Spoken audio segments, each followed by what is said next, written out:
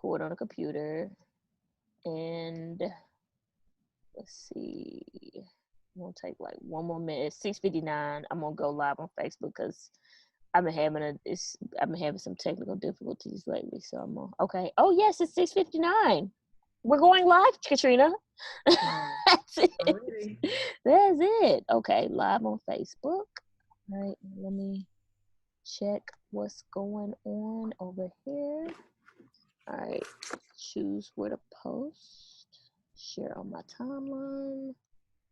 Let me tag you.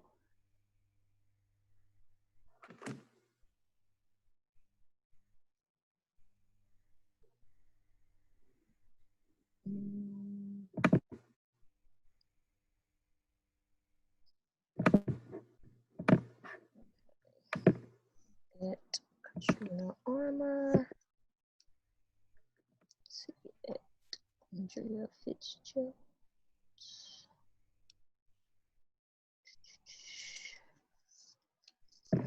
Teaching and trauma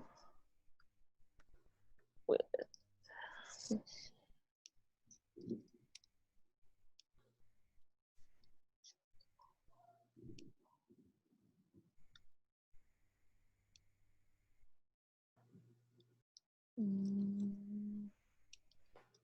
Alright, teaching and trauma. Alrighty. Alright, K-Town. It's about to go down. They setting it up now. Let me text. What the heck is a rookie reset Sunday? Well, it would be Sunday night, just like this, except guys, I would be stressed the hell out because I could not manage my class, and dang it, I just couldn't figure out this teaching thing. So what I hope to do each week is bring people who are smashing it in the educational space and provide you with tips, strategies, tools to help you as a new teacher, and really any educator, hopefully help you improve and grow as a professional, and most importantly, personally. So I am so excited for our guest today, Katrina Armour, aka I call her the silent assassin, because guess what, y'all? She's quiet, as I say, but she has got some deadly information, and she is gonna bring that heat for you. Katrina is the director of teaching and learning, and also an author of a newly released book, Amazon bestseller, How Childhood Trauma Manifests Itself in Adults. So thank you, Katrina. I am so excited to have you here. But for those who are just watching, could you just tell us a little bit about, like, who are you? What do you do? Just introduce yourself to our crew today. Well, I'm a native Mississippian, born and raised in Greenwood, Mississippi. Been here in Memphis most of my life. Traveled a bit from Memphis, Greenwood, Mississippi, California. You would be surprised how much we've traveled all over the country. Married, first generation college graduate, University of Memphis, go Tigers. Son, 21-year-old. Most people don't believe that, but yes, I have a 21-year-old. I can't believe that. I can't believe that either. Right. Got you. But yeah. Okay, cool. So you are the director of teaching and learning. So could you tell us a little bit about, like, what is that role? Like, what do you do as a director of teaching and learning? Yes, new to the role, I manage our academics department here at KIPP Memphis. I've been doing all things mathematics for the past 7 years. So now I get to manage all things academics beyond mathematics, which is pretty amazing, especially with this like crazy new normal, but that we're about to like launch into.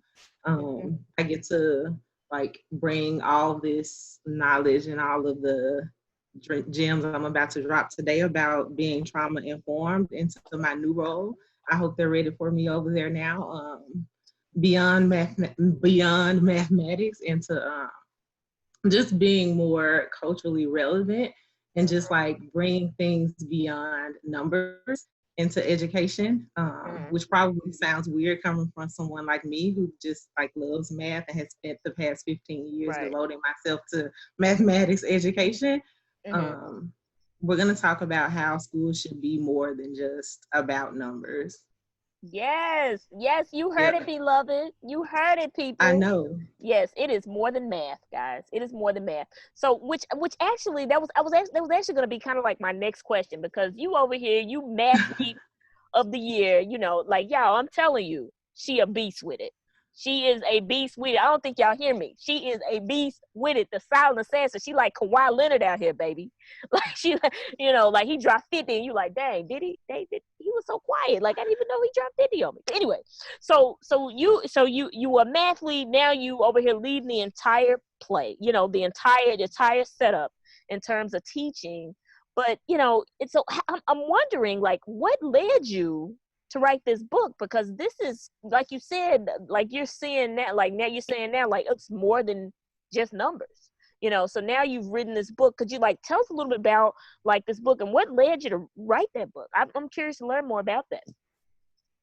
Okay, so I tell people this all the time when they ask you, so you know how you play those games at the beginning of the school year and they say two truths and a lie, and you Mm-hmm. have to name something surprising about yourself. I went to 13 different schools in my 12 years of schooling, from kindergarten to 12th grade. Wow. 13 different schools. Mm. And so just think about the psyche of a child that went to 13 different schools in 12 years. And the majority of those 13 different schools were in elementary school. So Mm. I'm thinking maybe like 7-ish, Mm. maybe 8 of those schools were kindergarten through 5th-ish grade. Right. So constantly moving around, constantly meeting new people, constantly meeting new teachers, sometimes 2-3 times within a school year. Mm-hmm. Um, and just like I watch our babies now as they like matriculate, and we use that word a lot, and we talk about attendance a lot, and we talk about truancy a lot, and we Mm-hmm. talk about those numbers in isolation of faces, in isolation of Mm-hmm. bodies, in isolation of just like people and the little humans that come along with those faces sometimes. Mm-hmm. And being that little human or that little face that would have been on the other side of that number that was always changing schools. Mm-hmm. um, I want to just make sure that the conversation is being had as to like why or what could be happening. And for me, it was just constantly some traumatic event that was causing us to move a lot or change Mm-hmm. schools a lot. Mm-hmm. So that was like part of the reason. Part of the reason Mm-hmm. was like you got to tell people in Mm-hmm. writing and verbally like Right. what happened, so Mm-hmm. that people can understand that there's like so much more behind these numbers, and Mm-hmm. so much more that needs to happen beyond what we're doing right now. Right, right, right. And it's almost like I feel like it's a gem in there. Like it's like it's more than numbers. You know what I'm saying? It's like the numbers matter, but the faces behind the numbers is really the like that's the conversation. You know what I'm saying? Which I Faces behind the number, and it's like the faces, but then it's like even more behind the faces, right? Because mm, those faces are people, and there's like stories behind that, mm, and you just got to dig so deep to figure out what's going on. And I don't know that we do that enough. mm. I love that.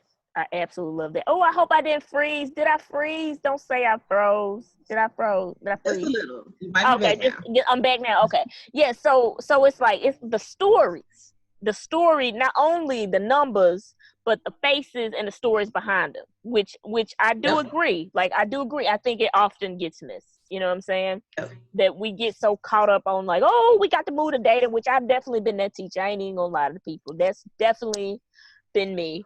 But it's like it's a reason behind the why of what like maybe students are doing. And you said, and a lot of times based on like what you're telling me now is like sometimes you were that student, not sometimes you were that student, you I was know. that student.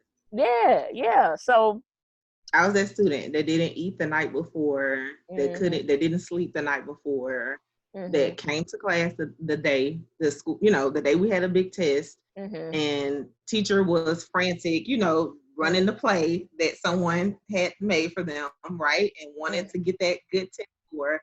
And here I was about to buck the system because I was tired, I was hungry, or whatever the case may be, and I was literally about to fail this test because I didn't I wasn't in the mind space, right, to pass it, whether I knew it or not. I didn't care, couldn't have cared less about it, and literally was probably about to make some great little pattern on that bubble sheet because I couldn't focus and was not about to read through all of these questions on this test.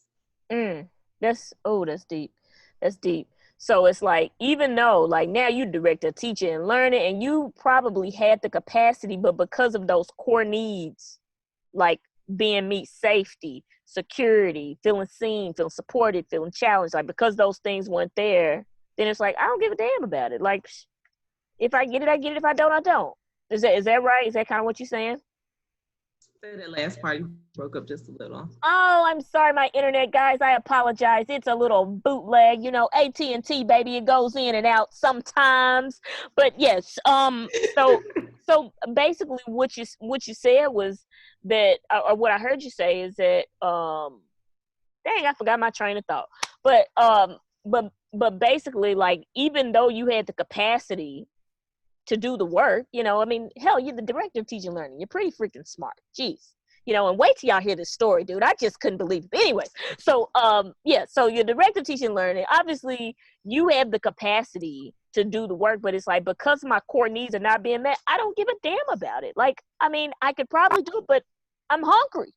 So my priority right now is not these little this test that you about to give me. Is that right? Yeah, I think that's with anything is depending on what happened the day before, the week before. Think about what's happening in society right now. And like you just said, even as adults, whether it's adults or kids, which how my book tries to like just correlate childhood trauma to adult now. But whether you had childhood trauma or not, there's so much trauma going on in society now that like people are unable to like make sense of, and we still have to show up at work every day. And how we show up like should matter to the people that we work with, right? So I'm definitely going to try to make sure that I'm aware of that, and I bring as much awareness as possible in my new role. I'm lucky, right? I get to be in charge of making sure that I bring light to that, and I hope that other people that have the privilege to do that as well in these types of positions do the same thing. But yes, okay. And which I want to follow up with that, because you said, even though, as like now we're experiencing trauma as adults, and so I want to know a little bit more about, because your title says how childhood trauma affects adults or impacts adults. So I want to know, like, what made you select that, like the title of the book, and like just give us a little bit of insight, like what is the book actually about, like just more insight there. Yep. So you're gonna take us all the way deep into the book, huh? Yeah, just give us a little bit about. Yes, we want to know about the book, because yep, I'm gonna give you some tidbits. Go ahead, hit me with it. One deep little, I'll like let you guys in that are listening. So first traumatic event that I could really remember that I put in my book, raped at 5 years old, will never forget it. And that was the first time I remember my voice like being stripped away from me, because I remember trying to tell someone and being told that we don't talk about things like that. And then I remember telling other people and getting that same response. And I remember even like maybe a year or two later trying to tell someone at school, and that teacher went to tell another teacher, and that teacher came and I was told to tell the second teacher, but by then I didn't have the courage to tell the second teacher, so I changed my story. And they told me that I was lying, and I like got in trouble for it. So voice was like gone, completely gone by like 7, because I was like, okay, these are things you just don't talk about. And like anything related to like sexual abuse, anything like that was fully normalized as like a bad thing that just happens that we don't talk about by that point. because Wow. so many people said we just don't talk about that type of stuff. Mm, mm, mm, mm. So Wow. that was like the catalyst of Mhm. all the trauma that continued to happen in Mhm. life. And it was normalized not just by adults, but by the many like peers that Mhm. experienced the same thing.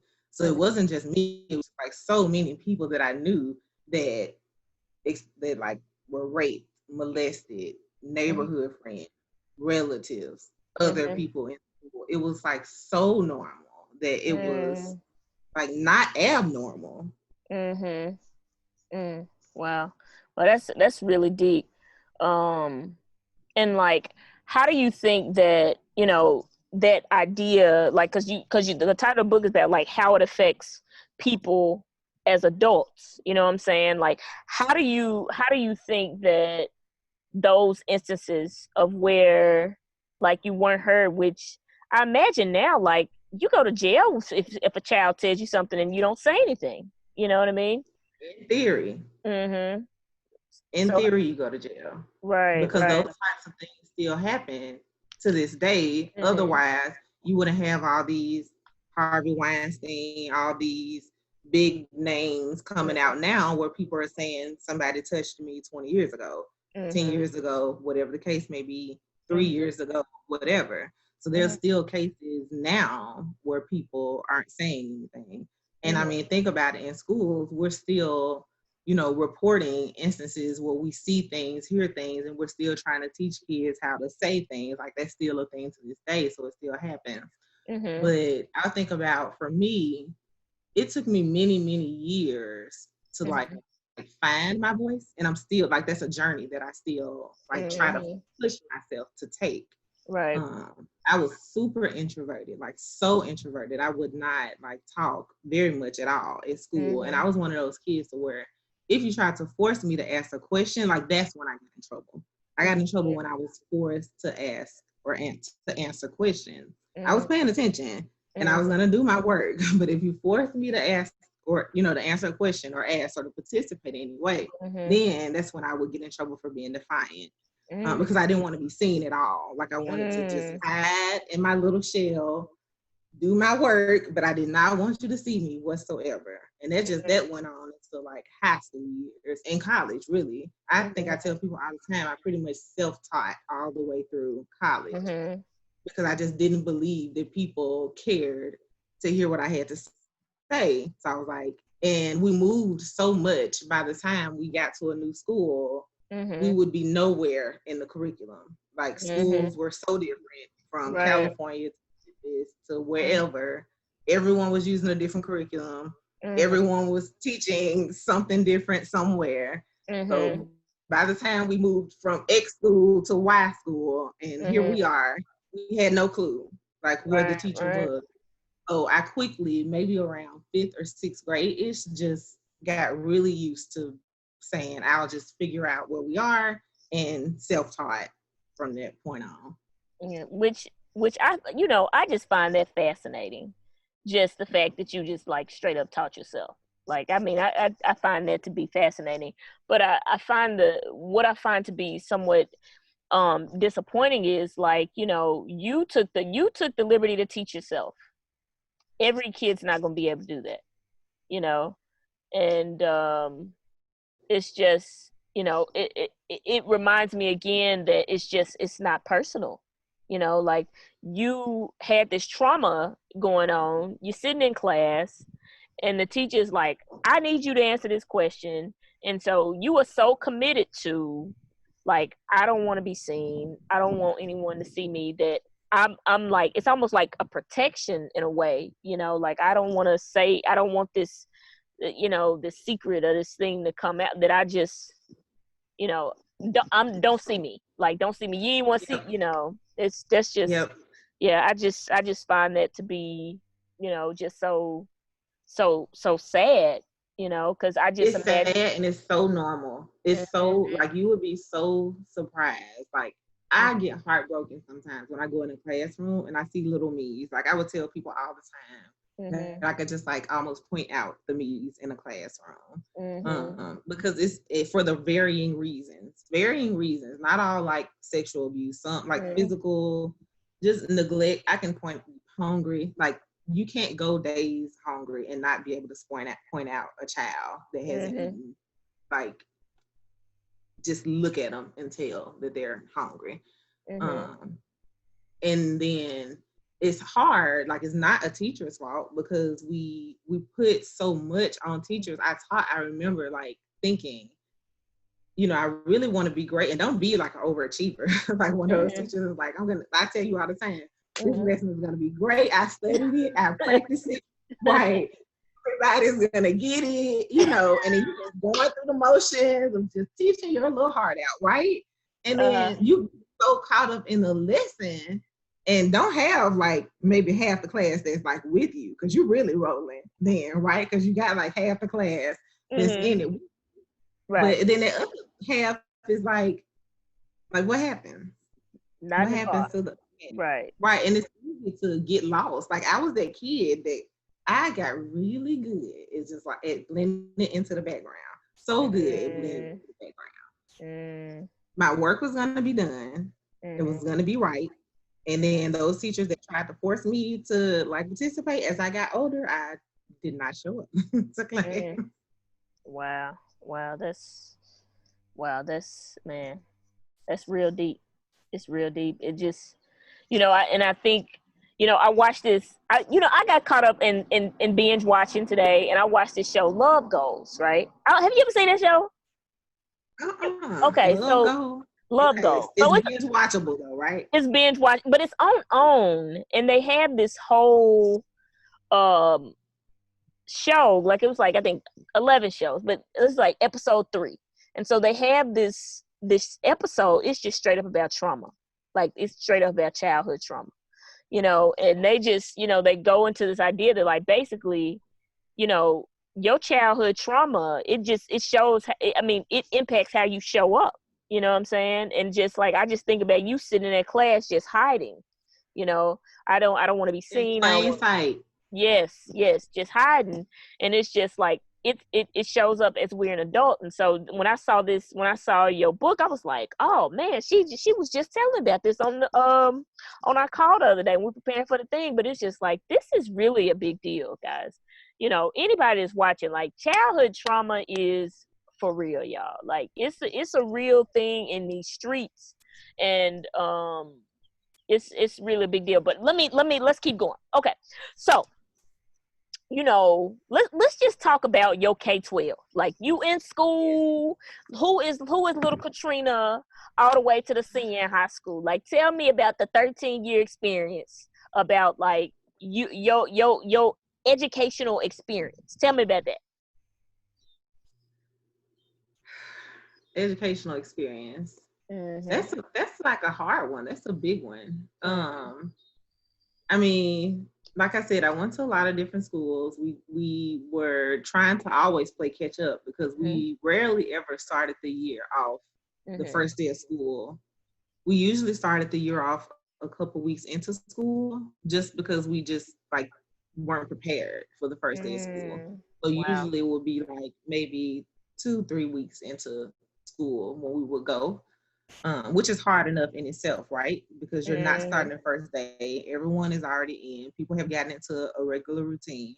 And so Right. just imagine in high school in particular, it would be very hard. For like our 10th grade year, starting at Kirby, right? And then that was culture shock. So it's my first year at Kirby where like, we had no business over there at Kirby with them. That's all I was saying. What you mean with them? The curb. What you Was mean? so out of place. That's what I was saying. So you went over there when it was a county school then? We went over there when it was a county school fit. Oh yeah, oh yeah. See, I went when it was a county school too, all the way up to my senior year. Then it was a city school, so it changed dramatically from the first three. Yes, Like the first 3 years is very yes, different, yes. And keep in mind, it took us a few weeks just to get clothes to be able to start. So we didn't really fit in. Right. Starting off the first few weeks of school. Mhm. But yeah, so and then kids were like already in the groove of lessons. The teachers were rocking and rolling Right, the right, third right. week of school. So here we come, 3 weeks of school in, and you a semester behind already at that time. Because that was Mm-hmm. the school that was like higher performing, and people were ready to go. So here I go, like saying, okay, just give me the books and I'll catch up. That's my usual routine. And then you have teachers that aren't used to that. They want to like make you learn in class, and that didn't work for me. So I missed a lot of days there because they tried to make me learn in class, and Mm-hmm. that didn't fit my traditional way of just give me the assignments and I'll figure it out. Which I think two things come to mind when I hear you say that. Two things come to mind. I mean, every child learns differently, you know. Mhm. Every child learns differently, and I do think that at times we try to put kids in boxes. You know, we Yes. put kids in boxes, but I think also it's like um, it also shows the importance of like being aware, with kids, because I just think about our conversations. It's like I don't even know how you went that, like, like how does no one notice? It's just yeah, it definitely brings out the idea that with teaching, we just can't be teaching the people how to teach. Like we got to be teaching the people. It's a whole nother set of skills that Yes. we need to It teach. is. And I think Mhm. about that now. I think back to say, like, why was there like not one teacher that said, why is she like that? Why does she miss so many days? Mhm. Why is it that she's able to still pass the test, but clearly doesn't pay attention to Mhm. anything that I'm teaching in class, or doesn't appear to be paying attention because she Mhm. doesn't answer any question, when I Mhm. ask questions. I didn't fail tests and I never failed a grade level. Mhm. But they never, not one teacher ever said, how do you pass my test? And they never Mhm. accused me of cheating. So Mhm. did you care? I don't Right. know. Right. Yeah. Right. And it also makes me think about, when I first became a teacher, you know what I used to say? I'd be like, "Oh, some kids don't start till after Labor Day." I said that. Like I You should, straight up said, oh, I hear people say that now I about family. And I be yes. thinking, man, if they only knew, there's a reason. Well, there was a reason we showed up after Labor Day. Mhm. We just didn't have it. And my mom, like, people don't think like this, but people's parent, like, in their mind, they take pride in how they send their kids to school. And in Right. her mind, being very young when she had kids, my kids was gonna have new clothes, Mhm. and it was gonna take me longer to get them new clothes. And they Right. was gonna go to school the first week of school when they had new clothes and new shoes. And Mm. so if it took you 2 or 3 weeks into the school year to get you ready, then that's what was gonna happen. So Ooh, man, that's so deep, man. Like that just it, I always say the teaching it taught me compassion, which is still a muscle I have to work on in my own personal life. But but it's just like, man, to me that's just a whole nother level of compassion. Because I even hear people be like, yo, their parents, they don't care. They don't wanna send their kids to the da da da da da. You know what I'm yep, saying? too Without lazy to get them up in the morning. Yes, yes, and it's like a judgment almost. It's almost like we're judging the parents, but we're not taking the time to understand. Like, man, maybe they doing the best they can. You know what I'm saying? Um. Okay, so I have to stay on track. Okay, so you in school, you're teaching yourself, baby. You got 13 different schools. You said you moved around a lot.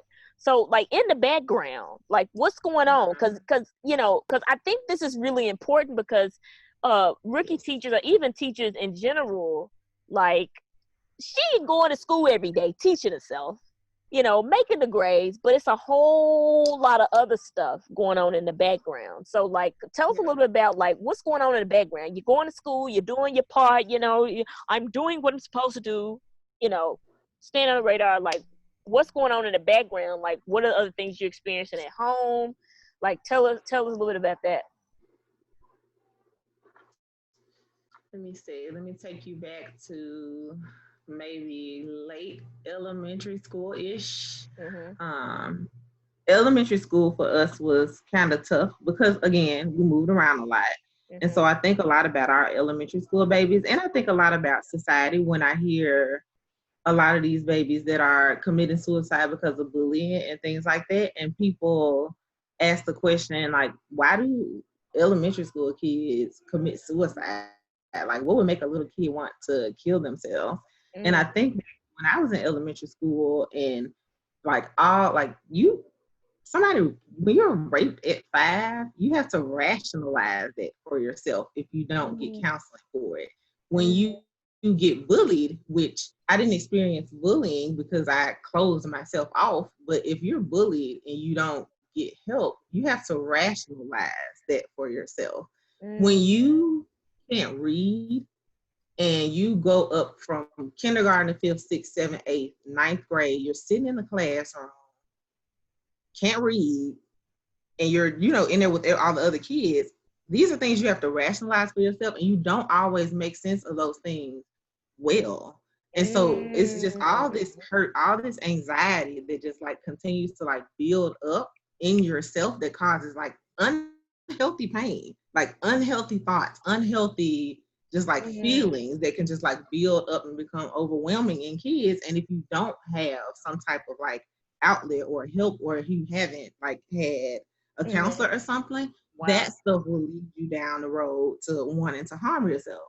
So when I was 10 in the 5th grade, I did try to harm myself. I remember why I tried to harm myself, and you have to get the book to actually get the full story.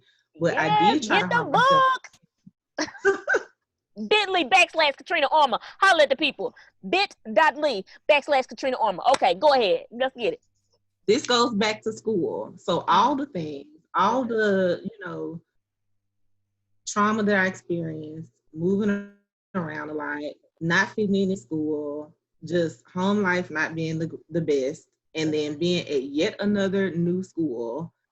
This one day, it was a Friday, I remember a group of kids that just like followed us home from school. They wanted to fight my siblings, usually not me because I was like the quiet one, but my siblings were like the turn up kids. So because we moved a lot, they always were ready to fight. They did not care. So if somebody did something, especially they were ready. So one day, like the whole bus of kids just like followed us home from school. And it was just like, to me and my man, just like another worst day of school. I just could not imagine going to school Monday and just having another week of school like the previous week. Did you freeze up on me, Fitz? Are you still there? I think I'm frozen, but I hear you. I hear you. Oh no, internet. Oh no, I did freeze. I'm still here though, Katrina. I can hear you.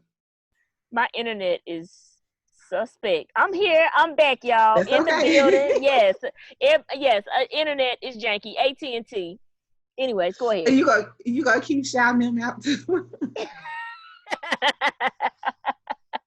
Yes, I am. Go ahead. Yes, so anyway, it was just another horrible week, another end to a horrible week. And I remember just being in the backyard thinking, I cannot face another week like the week before. And I just thought like, I just couldn't. And that was just going to be like the end of it for me right there. Dang. But God had a different story. And I was telling Fitz once before, like for me, that was a turning point in me understanding that I had a purpose in my life. And so thankfully for me, that began my just like purpose like field journey of figuring out what that purpose was. But all of our babies don't have that. Yes. Yes. Say it again for the people back. All of our babies don't have that. And it's up to us to figure out, like, are we the ones to help them find it? Yeah. I have a follow-up question to that. That's not on the sheet, but I got a follow-up question. But okay, so if I'm a teacher, because I hear this a lot too, and they're like, but that's not my responsibility. I'm just supposed to be here to teach the people the math and the English and the science. That ain't my responsibility, Katrina. What is your response to that, to a teacher that says that? Because I definitely have heard that. They're like, that's not my responsibility. I'm not supposed to be paying attention to your social, emotional, and all that extra. Like, what do you say to that? I think that I think that being an educator is a purpose driven, mission driven Mm-hmm. field. Mm-hmm. That's like my response to that. Mm-hmm. And if I'm wrong, then I don't know.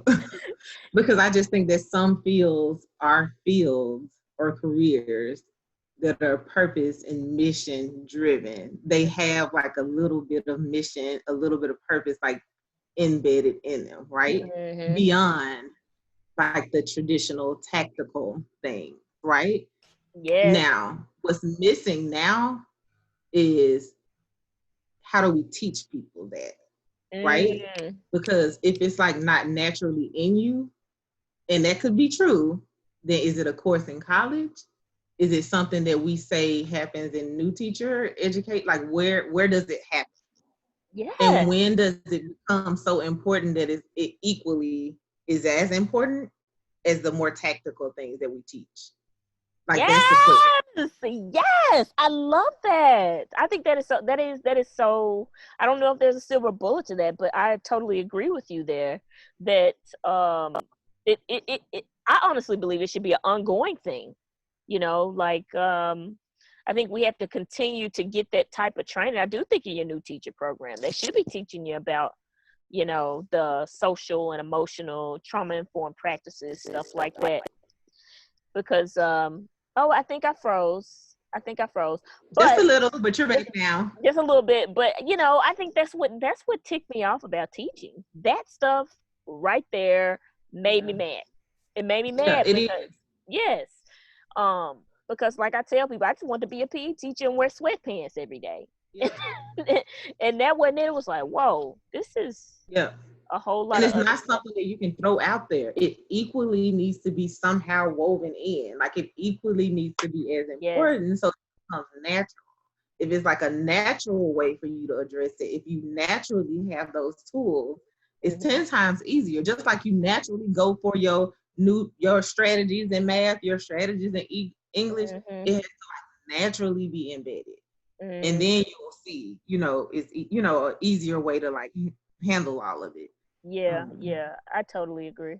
I definitely agree because and times are changing. Maybe times aren't changing. Maybe times mm, things are just more in your face is what I think now. I mm, don't think the times are changing because I'm 41. This happened years ago, but it's mm, in your face now. Kids are acting out more. Kids are more verbal now. I mm, hid, like kids maybe hid more, and maybe that mm, was the case. Like kids mm. knew to be seen, not heard, right? Kids Right, knew to right. sit and get your education, right? Kids Mm. knew probably you what they I don't know what they say. You might not learn nothing, but you better sit there or something. What was that phrase? Sit there, I pretend heard like you people know. say it. They Hmm. didn't care if you didn't learn nothing. That you Hmm. better not act up. Right, right. Those times are gone. But the trauma may have just always been there. But I think that Yes. kids are just different. They're just more verbal. They're Hmm. more vocal. They're willing to act out more. And then the teachers are younger. They're Mm. not like, teachers used to be, my teachers in high school were like 40s and 50s. I don't Hmm. remember having high school teachers that were like 22. Right, I, right. and so I think teachers are younger. And yeah, and kids are a lot more vocal. They are. They definitely are. Yeah, yeah. It definitely ain't the sit and get no more. Like y'all sit down and listen to me. Oh no, boo. They gonna run you clean out of there. They gonna run you clean out of there. That ain't what it is. But I have a follow up question here because I'm just it makes me think about all the kids that we miss. Like man, like you were just willing to get in the arena and I'm gonna teach myself, but some people just like some students like they're just hiding and with the like hiding in plain sight. I think you could have said it, but hiding in plain sight. So if I'm a new teacher, like how do I even recognize that there is some type of trauma there that I need to maybe be like aware of? Because like there is some shame that comes with trauma. Like I know I've had my own sense of trauma and just the shame. Like I didn't tell anybody for 15 years, kept it to myself, didn't tell nobody, you know. um So like how do I recognize it? I don't think anyone would have even recognized it in me. I didn't say anything. I mean, good grades, athlete, da da da. So like how do I recognize it? It's hard. I think the best advice I could give anyone that's like willing to jump out into this new like realm is to get to know your kids up front. Like Mm-hmm. talk to them. Try to give your kids a voice like beyond academics. Like Mm-hmm. you got to give them an academic voice. There's this new thing now, right? Like making thinking visible academically, but you got to be able to make their visible thinking emotionally. Mm-hmm. There was a time where you could make it visible spiritually, but hey, I'm not saying do that because I don't want you to lose your job. But you have to make them have like show them that they have a voice. I needed someone in school. I thought that school was like this amazing place. Like I did because I learned new things at school by watching, not because they taught me. But I tell you all the time, that's where I knew like you're supposed to go to college. I heard them talk about college. I knew that teachers had college degrees. I knew that I could be a doctor. I knew that I could like be somebody, and I wanted to be somebody one day. I saw families that like came in with their moms and dads. I saw like, ooh, people were married and they had Right. like multiple kids, and like I learned like a lot of things about life through school, Mm-hmm. but not because someone like sat me down and tried to like build a personal relationship with me, Mm-hmm. especially someone that like moved around a Right, lot. right. So just like that small little, I came in late one day, a teacher pulling me to the side and just saying, "Hey, Katrina," I probably would have ignored the hell out of them. But if they would have did it every day and just said like, "Hey," to me, Mm-hmm. I see you came in late. Just every day, I'm gonna just hide you a little breakfast over here. I'm Mm-hmm. not even gonna tell you any more about it. It's just gonna always be over there. Just go get it if Mm-hmm. you want it. If you don't want it, don't worry about it. Something like that. I see that you always turn your work in. If you want to write me a little note every day, I'm gonna start writing you a note because I hated to talk. But if they would have written me a note, I loved to write. So they could Mm-hmm. have just written me a small little note every day. That would have like made me want to slowly talk, or I would have like had written communication with them. That would have opened me up. Like leads. I feel like I could have poured myself out to anyone like written because I Mm-hmm. struggled to like verbally Right, express myself. So right. I'm thinking like any teacher, even elementary, like on up could have gotten me to like pour my soul Mm-hmm. like out to them if they would have written something down to me Mm-hmm. or asked me something and asked me to write it to them. I would have Mm-hmm. been able to participate. Mm-hmm. Right. So one of the things I hear, oh no, I think I'm frozen again. Oh no, am I frozen? I think I'm frozen.